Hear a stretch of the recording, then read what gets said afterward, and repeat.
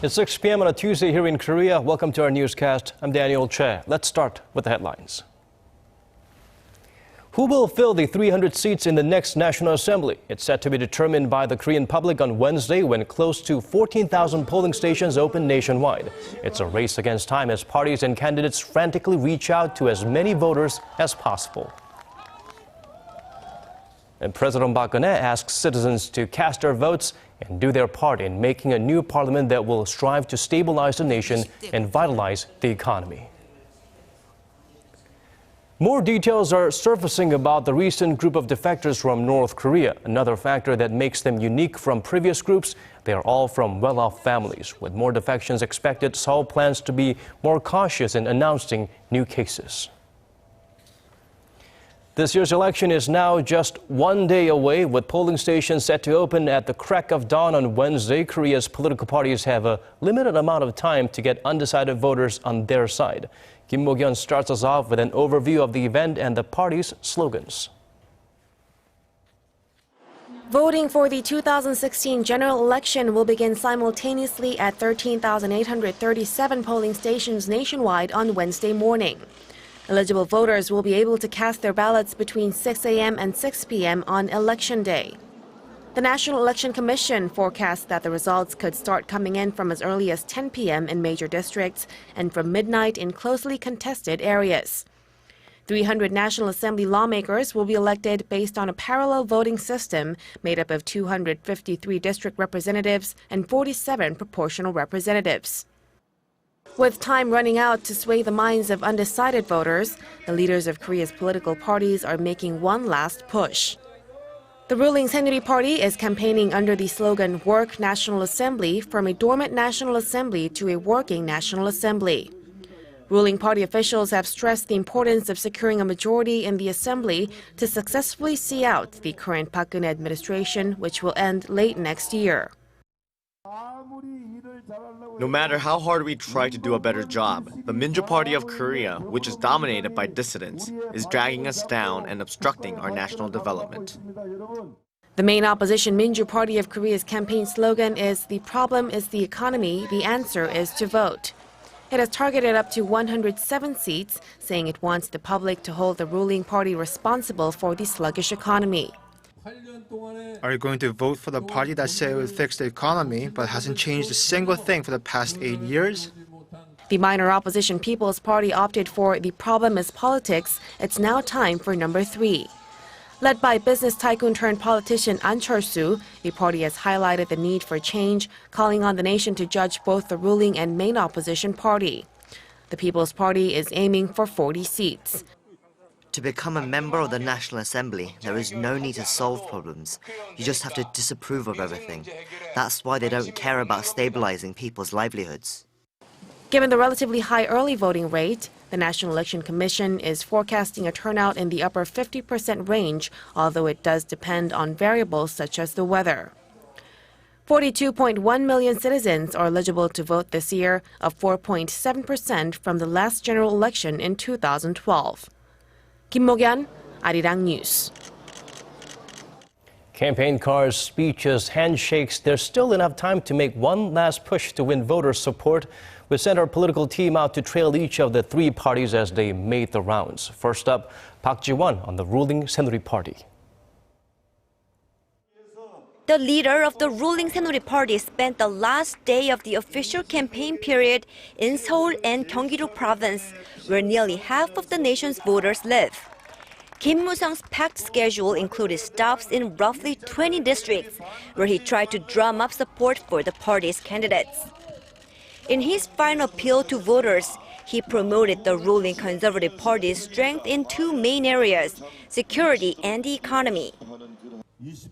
This general election is a very significant election that will decide the future of the Republic of Korea.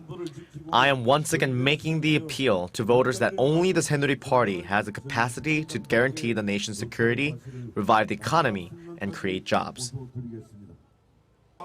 Kim also criticized the opposition for blocking the passage of several economy-related bills, including the Service Sector Promotion Act, stressing that only the Saenuri Party can revitalize the economy.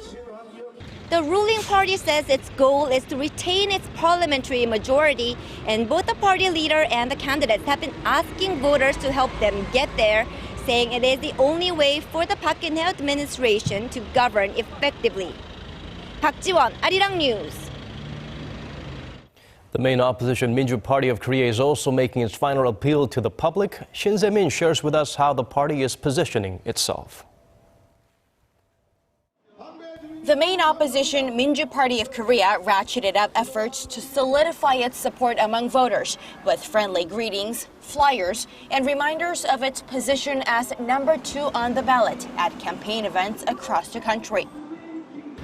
Interim leader Kim Jong-un swept through the southern part of the country, making his way back here to the capital Seoul, the starting point of the party's campaign efforts. Encouraging voters to support the party, Kim said the only solution for curing the country's current economic woes is to vote. In order to shift the paradigm of the current economy, the ruling party needs to be replaced, and only your valuable vote has the power to do so. The interim leader also repeated the talking point that Wednesday's election will be a referendum on the current administration's failure to boost the economy. As the 2-week campaign period wraps up, the party is facing the prospect that it could end up with a little less than 100 seats in the 300-seat National Assembly. But Kim said he has no regrets about how the campaign was run and encouraged the party to keep its fighting spirit till the end. Shin Se-min, Arirang News.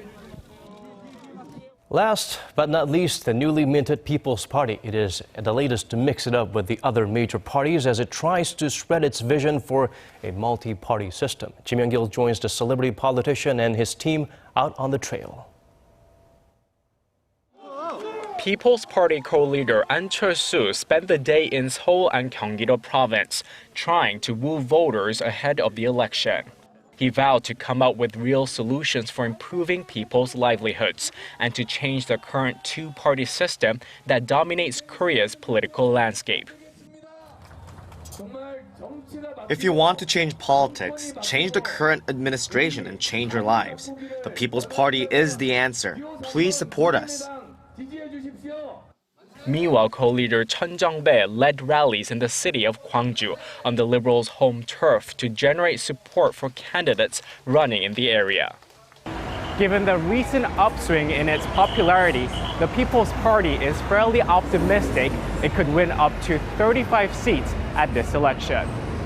The party wrapped up its campaign activities with new hope that it can turn the momentum it generated in the liberal stronghold of Jeollado province into broader support in Seoul. It is also seeking to solidify its identity in the minds of voters and further separate itself from the main opposition Minjoo Party after a leadership struggle gave way to the creation of the People's Party earlier this year. Kim Young-gil, Arirang News. Also, President Park Geun-hye encouraged the Korean public to cast their ballots tomorrow. She expressed hope that whatever the outcome, the next round of lawmakers elected to sit in the 20th National Assembly will work to resolve major national issues. Oh Soo-young shares with us the president's message. One day ahead of the election, President Park Geun-hye urged the country's 42 million voters to fulfill their civic duty and go to the polls on election day. 부디 20대 국회는 진정으로 국민들을 위해 몸과 마음을 던질 수 있는 진정한 민의의 국회가 되기를 바랍니다. 국민 여러분께서는 이번 선거에서 나라의 운명은 결국 국민이 정한다는 마음으로 빠짐없이 소중한 한 표를 행사해서 진정으로 국민을 섬기고 나라를 위해 일하는 20대 국회를 만들어 주실 것을 당부드립니다. Speaking at a cabinet meeting on Tuesday, the president raised two major problems that Korea is currently facing. One being the weakening of the domestic and global economy, and the other dealing with North Korea's continuous nuclear threats. She said that in light of these issues, the new National Assembly must strive to stabilize the nation and revitalize the economy.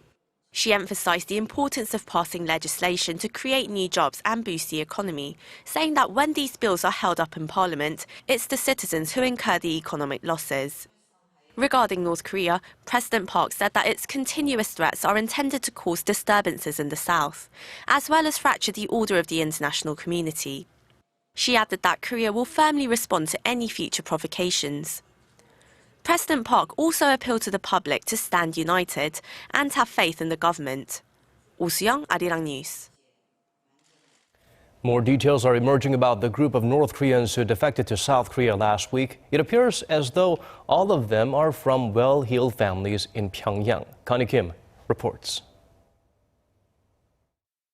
The 13 North Koreans that defected to South Korea last week reportedly have links to North Korea's Ryugyong hotel and are the son and daughters of leading officials within the North's Workers' Party of Korea and other administrative bodies. The 105-story hotel is the tallest building in North Korea, with an estimated cost of $750 million, but it has not opened since construction wrapped up in 2011. Citing sources in Pyongyang, the online newspaper Daily NK reported Tuesday that the North Koreans had been working abroad for years to fund the hotel's construction and the Workers' Party. The report added that business had been good, but started taking a downturn after UN sanctions were imposed on the North last month. The North Korean restaurant where the 13 North Koreans worked is located in the city of Ningbo in Zhejiang province, but is now closed. The group is reported to have flown to South Korea from a country in Southeast Asia after leaving China on April 6th. Pressure on North Korean restaurant workers to send cash to the regime was one of the reasons why they chose to flee to the north. In addition, North Korea's Ministry of State Security has reportedly sent surveillance teams to China in an attempt to tighten its monitoring of workers abroad. 342 North Koreans defected to South Korea in the first 3 months of this year, a jump of 17.5% from the same period last year, and suggesting a recent increase in instability within the regime. South Korea does not usually announce defections in order to protect the defectors' safety, marking the announcement of the group defection unusual. Seoul says announcements about future defections will be made depending on their safety. Connie Kim, Arirang News. Seoul's foreign ministry has announced South Korea and the U.S. will hold another round of high-level strategic dialogue next week to discuss the sanctions on North Korea and denuclearization of the Korean peninsula. That is, the National Security Office's Deputy Chief Cho Tae-yong will meet with his U.S. counterpart Tony Blinken on April 20th in Seoul. It's the second round of talks since President Park and Obama agreed at a bilateral summit last year to increase cooperation in response to North Korea's provocations. The possible deployment of the THAAD advanced missile defense system is also an expected topic of discussion. The talks will take place a day after trilateral vice-ministerial talks between Seoul, Washington, and Tokyo. North Korea's top diplomat is planning a trip to New York next week to sign the landmark Paris Agreement on climate change. But there's extra attention on what else could take place on the sidelines in response to the recent UN sanctions imposed on the regime. Kwon Soo-hwa looks into the possibility of such extra meetings. North Korea's Foreign Minister Lee Soo-yong is expected to visit the UN headquarters in New York next week to take part in the signing of the Paris Agreement. The landmark deal on climate change was reached in December last year by almost 200 nations at the Climate Change Conference in France, with the North Korean delegation in attendance too. Lee's trip is gaining more attention for other reasons, though, as it'll be his first visit to New York since last month's adoption of the strongest ever UN resolution against Pyongyang for its nuclear and missile provocations. According to a source familiar with North Korea, Pyongyang may want to show the international community the sanctions aren't having an impact on the regime. There's also speculation Lee could seek talks with his U.S. counterpart, John Kerry. With the North Korea recently stressing dialogue with the U.S., it could be that the North is trying to push ahead with a meeting. Ri's visit to the UN is increasing the chance that the two foreign ministers could meet. Although it's difficult to say whether the U.S. would actively engage with North Korea for talks at this point, the expert added Washington's doors are open for peace talks, which was also mentioned by Kerry at the Group of Seven meeting in Hiroshima this week. What I want to make clear is that South Korea and the US share the view that denuclearization is the priority when it comes to talks with North Korea. As far as I know, Secretary Kerry's statement was based on that same stance. Meanwhile, a more likely meeting in New York could take place with UN Secretary General Ban Ki-moon, as was the case during the North Korean diplomat's previous 2 visits, but the UN has yet to offer any indication of that. Kwon So-ah, Arirang News. Turning to different stories now, Korea's export prices dropped for the first time in 4 months in the month of March. The Bank of Korea says export prices were down 1.5% from the previous month. The central bank attributes the slide to the strengthening Korean won against the U.S. dollar. The local currency gained 2.4% against the greenback in that month from the month before. Despite a pickup in global oil prices, import prices remained unchanged due to the exchange rate. The price of Dubai crude, Korea's benchmark, rose over 20% in March compared to the previous month. By the year 2030, more than 3 million people in Seoul will be 60 years old or older. That makes the Korean capital the 8th oldest city in the developed world. Kim Minjoo looks into the new report and how such changes could have a knock-on effect on spending patterns. Seoul is on track to becoming one of the fastest aging cities in the world. That's the assessment of the McKinsey Global Institute, which says more than 30% of Seoul's population will be aged 60 or over by 2030, which is roughly 3.2 million people. That's a significant jump considering that the figure stood at 18%, or some 1.8 million people in 2015.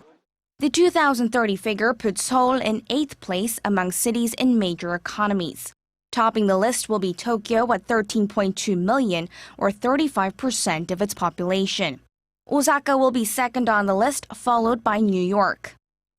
In fact, this age group is forecast to grow by more than a third in developed countries, from 164 million in 2015 to 222 million in 2030. They are expected to generate more than 50% of urban consumption growth in developed countries. With this shift in demographics, the institute forecasts that the industrial structure will also change. Consumption is shifting to services already, with spending heavily concentrated on healthcare among aging consumers in developed regions and increasing spending by consumers in emerging economies on the back of a rise in their incomes. As for Korea, 34% of consumption goes to the service sector, which ranges from restaurants to education and leisure. For consumption goods such as clothing and food products, the percentage stood at 24%. Kim Min-ji, Arirang News. That's all from us for this hour. As always, thank you for watching.